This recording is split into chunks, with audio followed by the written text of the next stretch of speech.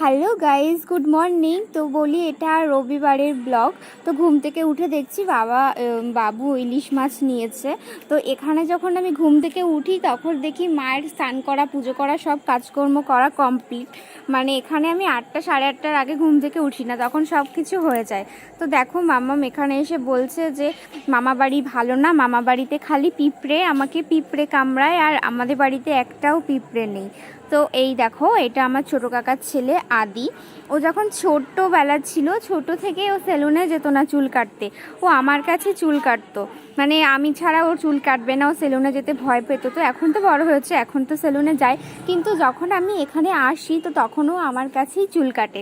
তো আগের বার এসেছিলাম তখনও কেটেছে, মানে এবার এসেছি এইবারও কেটেছে। তো সেদিনকার রবিবার ছিল, তো ও বলছে দিভাই চুল কেটে দিবি, আমি বলছি ঠিক আছে চল। তো দেখো সেদিন আমাদের কচুর শাক হয়েছিল, আর ইলিশ মাছের মাথা দিয়ে কচুর শাক হয়েছিল। যেহেতু আমি ইলিশ মাছের মাথা খাই না, তো আমারটা তুলে রেখে ওদেরটাই দিয়েছিল। আর মাম্মামকে স্নান করিয়ে ইলিশ মাছ খাইয়ে দেন আমি ওর চুলটা কাটতে এসেছি।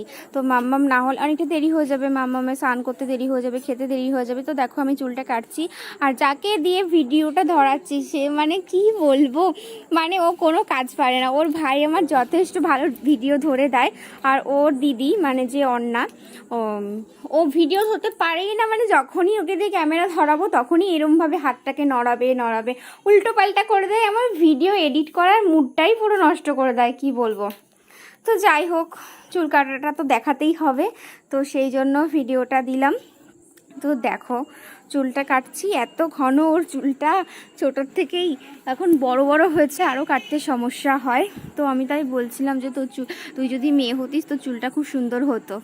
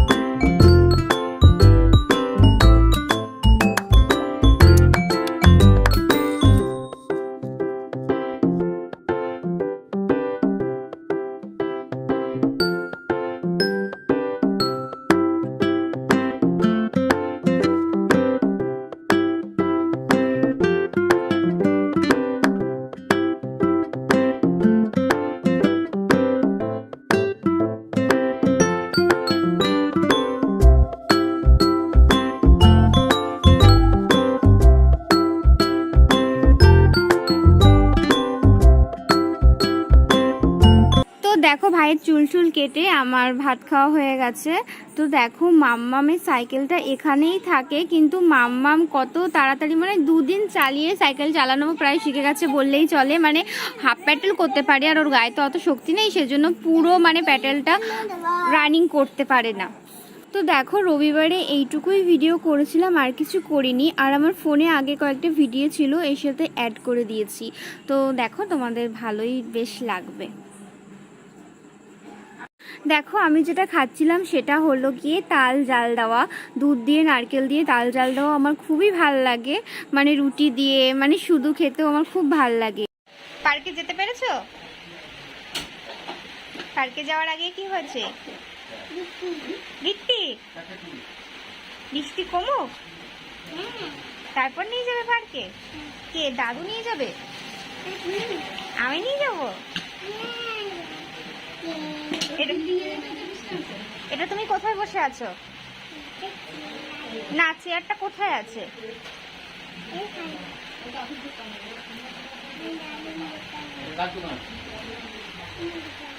তো দেখো আমরা পার্কে যাচ্ছিলাম, তো পার্কে যাওয়ার রাস্তাতেই বৃষ্টিটা হয়ে ভালোই হয়েছে, অতটা গরম বেশ থাকবে না। তো পার্কে যাওয়া যায়নি, এখন বৃষ্টিটা কমার অপেক্ষায় মাম্মাম বসে আছে। বৃষ্টি কমলে যাবে তো বাবা?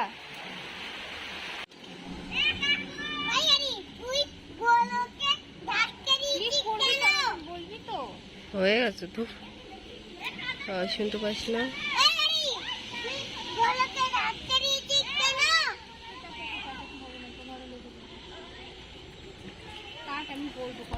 এখন দেখো বৃষ্টিটা একটু কমেছে আর আমরা চলে এসেছি পার্কে। মাম্মাম পার্কে এসেই ফার্স্টে এই ডলফিনের ওপর চড়বে, তারপর হাঁসের উপর চড়বে, ঢেকিতে চড়বে, দোলনায় চড়বে। স্লিপে অতটা চড়তে পারে না, তো সেই জন্য ভয় পায়। এখনো ছোট মানুষ, সিঁড়ি দিয়ে উঠতে পারে না, আর ওই সিঁড়িগুলো তো ফাঁকা ফাঁকা থাকে, তো সেই জন্য স্লিপে উঠতে ভয় পায়। তো দেখো পার্কে চলে এসছে, আজকে সকালেও পার্কে এসেছিল, রাত্রিবেলাও মাঝে মাঝে আসে, রোজ আসে। রোজ পার্কে আসার জন্যই তাড়াতাড়ি করে ঘুমিয়ে পড়ে। তো চলো তোমাদেরকে পার্কটা দেখাই।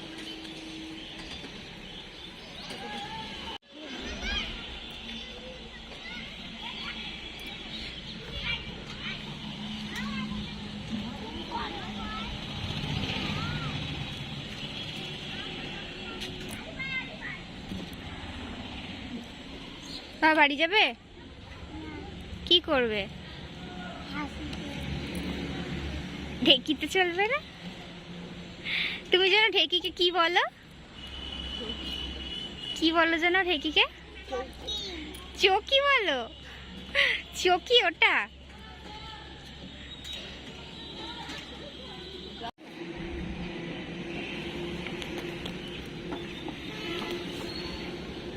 বাবা এদিকে দেখো, এদিকে।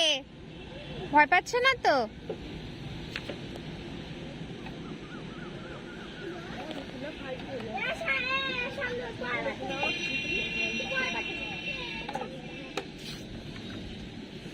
পড়ে যাবে, আর স্লিপটা পুরো কাদা হয়ে আছে, বৃষ্টি হয়েছে না।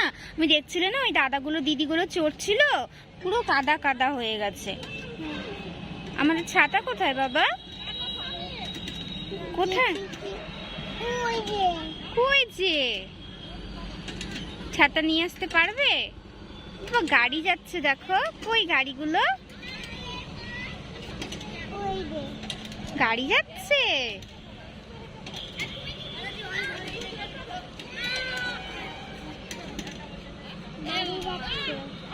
এই যে চলে এসছে মামা। বলো না, স্লিপে কাদা। আমার জামা প্যান্ট নোংরা হয়ে যাবে না? তুমি সুন্দর প্যান্ট পরেছো না বাবা? কি সুন্দর প্যান্ট পরেছো। ওখানে যাও, ওখানটায় দাঁড়াও একটু। কিছুটা চলিনি আজকে। এদিকে ঘোরো, ঘুরে বেড়াচ্ছে এদিকে। ইয়া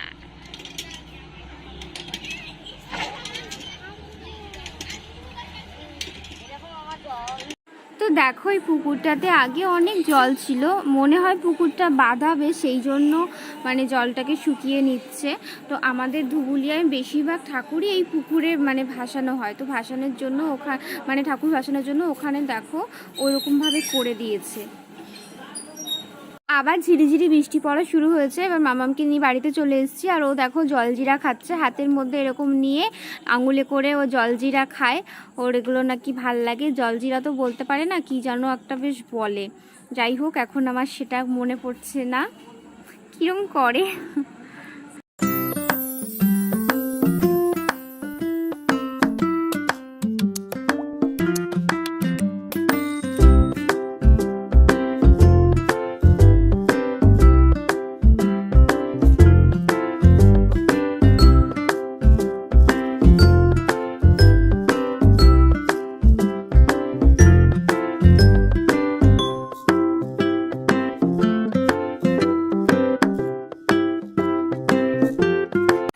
দেখো, এটা আমার রাতের খাবার, তড়কা রুটি। আমি এখানে আসার পর থেকে রোজ রাত মানে ডেইলি রাতে তড়কা রুটি খাই আমাদের দোকানের।